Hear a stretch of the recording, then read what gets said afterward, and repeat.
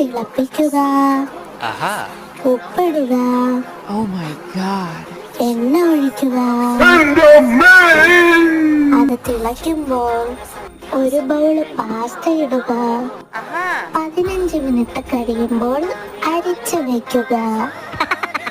ശേഷം ഒരു ചീനിച്ചട്ടിയിൽ ഒത്തിരി പോലെ എണ്ണ ഒഴിച്ച് അതിൽ സവാള ഇട്ട് നന്നായി വഴറ്റുക. ഉപ്പിടാൻ മറക്കല്ലേ.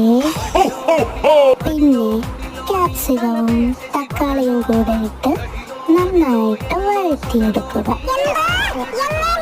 അത് കഴിഞ്ഞ് അതിലേക്ക് ഈ വേവിച്ച പാസ്ത ഇട്ട് നന്നായിട്ടൊന്ന് ഇറക്കണം. സ്മിത്ത് ആൻഡ് ജോൺസിന്റെ പാസ്ത മസാലയും ലേശം വെള്ളം കൂടെ ചേർത്ത് നന്നായിട്ട് വഴറ്റുക. Finally ready.